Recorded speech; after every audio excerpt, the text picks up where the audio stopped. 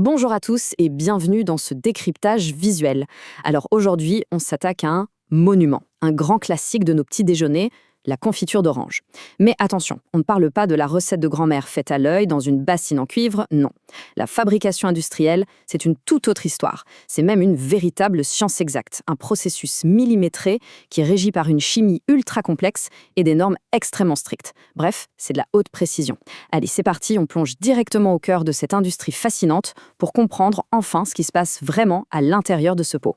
Au menu de notre exploration aujourd'hui, on a un plan d'usine bien chargé. D'abord, la magie des ingrédients. Ensuite, la phase de préparation rigoureuse, puis la cuisson et la transformation. On enchaînera avec la mise en pot et la sécurité pour finir sur les normes et le contrôle qualité. Et hop, on commence tout de suite. Section 1, la magie des ingrédients. Et là, le mot magie est presque faible, car on va vite se rendre compte qu'une confiture, ce n'est absolument pas le fruit du hasard. C'est en fait le résultat d'une réaction chimique qui demande des composants bien spécifiques.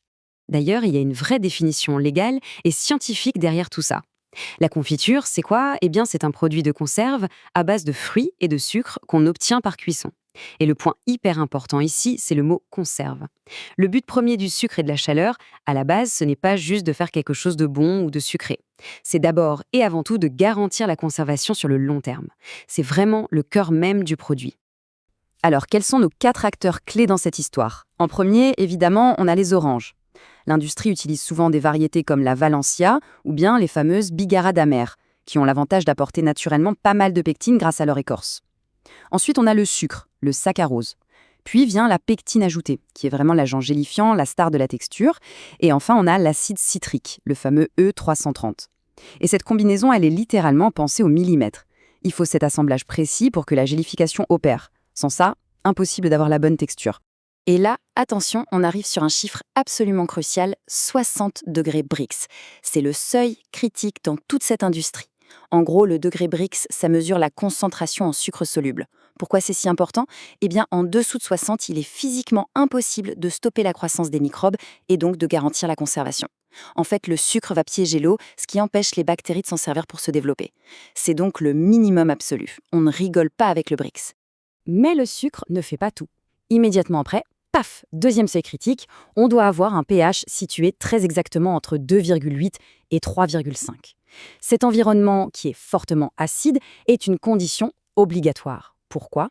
Parce que sans ce niveau d'acidité hyper précis, la pectine refuse tout simplement de former son fameux réseau en gel en 3 dimensions. C'est comme un puzzle géant qui a besoin du bon cadre pour tenir. L'acide citrique est donc là pour forcer cette structure. Sans lui, la confiture serait désespérément liquide, un vrai ratage industriel. Allez, on passe à la section 2 avec la phase de préparation rigoureuse.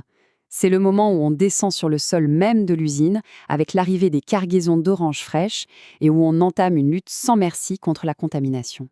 Concrètement, ça donne quoi?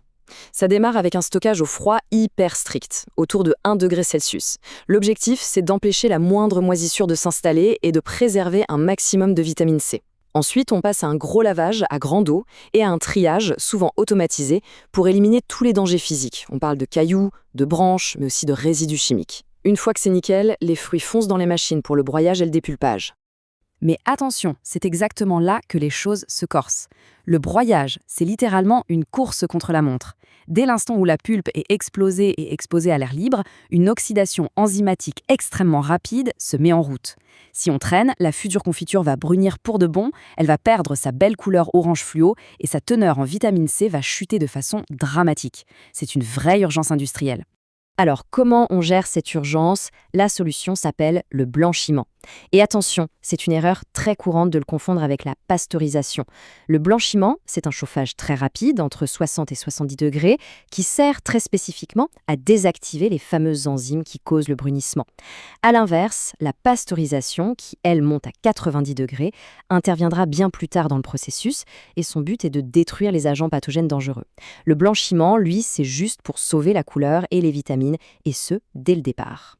Ce qui nous amène à la section 3, la cuisson et la transformation. C'est la phase 2, la plus délicate, là où nos ingrédients s'assemblent enfin, mais sous des conditions d'une sévérité implacable. Il faut savoir qu'il y a une règle d'or absolue dans les manuels de technologie alimentaire concernant le sucre. Le timing, c'est tout. Le sucre est ajouté uniquement à cette étape de cuisson, et jamais, au grand jamais, avant. Pourquoi?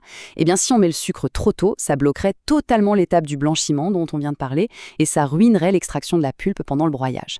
C'est seulement pendant la cuisson qu'on a le feu vert pour mélanger tout ce petit monde. L'objectif ultime pendant cette cuisson, c'est d'atteindre notre fameuse répartition cible. 60% de sucre soluble, notre limite Brix minimale, et 40% d'eau et de composants du fruit. Mais voilà le défi. Comment faire bouillir tout ça pour évaporer l'eau sans carboniser les arômes délicats de l'orange? L'astuce de l'industrie, elle est géniale. On cuit sous un vide partiel. Grâce à ce vide, l'ébullition se fait à une température beaucoup plus douce, autour de 60 ou 65 degrés. Résultat, on concentre le produit, mais on préserve totalement le bon goût du fruit frais. C'est brillant. Allez, on approche de la fin de la ligne avec la section 4, la mise en pot et la sécurité. La confiture a maintenant la texture parfaite, il faut vite l'emballer. Et là, on ne pense plus qu'à une seule chose, la sécurité alimentaire et le fameux scellage hermétique. Cette phase finale, c'est vraiment une succession d'étapes qui s'enchaînent sans aucun répit. D'abord, le remplissage à chaud, à 85 degrés. La chaleur de la confiture va littéralement stériliser l'intérieur du pot en verre. Ensuite, paf, passage en autoclave pour la fameuse pasteurisation à 90 degrés, histoire d'éliminer le moindre pathogène survivant. Et l'étape qui suit juste après, elle est vitale. C'est le refroidissement rapide. Ce choc thermique est incontournable. Si on laissait les pots refroidir tout seul à l'air libre, la chaleur accumulée ferait continuer la cuisson et la confiture caraméliserait et deviendrait toute noire à l'intérieur du pot fermé. Et tout ce cheminement nous amène à un concept industriel qui est absolument fascinant. La technologie des obstacles, ou hurdle technology. L'idée, c'est qu'on accumule les barrières.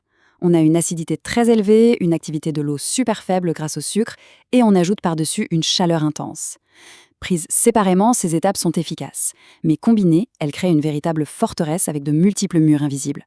Cette ingénierie rend le produit final quasiment invincible face aux bactéries d'altération et aux toxines mortelles comme celles du botulisme.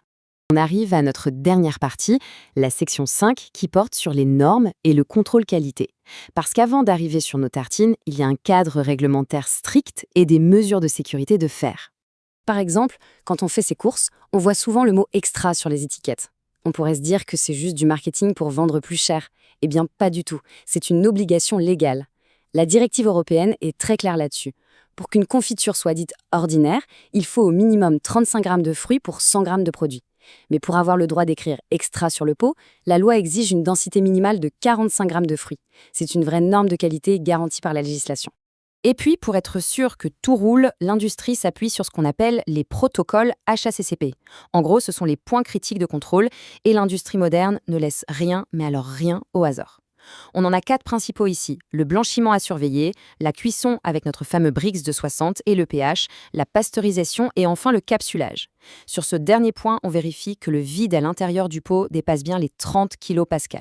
Si un seul de ces indicateurs clignote au rouge, des actions correctives immédiates tombent et des lots entiers peuvent être jetés directement à la poubelle.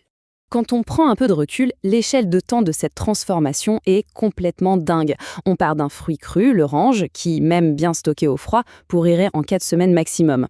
On lui fait subir un traitement hyper intensif, une chimie de pointe qui ne dure que quelques minutes, et à la fin, on obtient un produit stabilisé, sécurisé, qui peut tranquillement attendre sur une étagère à température ambiante pendant 2 à 3 ans, tout en restant délicieux. Alors, pour clore ce décryptage de l'industrie agroalimentaire, voici une petite réflexion. On vient de voir comment cette fameuse technologie des obstacles permet de garder une simple confiture d'orange parfaitement saine et sûre pendant des années. Du coup, on peut se demander quels autres aliments complètement banals, qui dorment au fond de nos placards en ce moment même, dépendent eux aussi secrètement de ces mêmes barrières scientifiques invisibles. Une chose est sûre, la prochaine fois qu'on ouvrira le garde-manger, on le regardera forcément avec un œil beaucoup plus scientifique.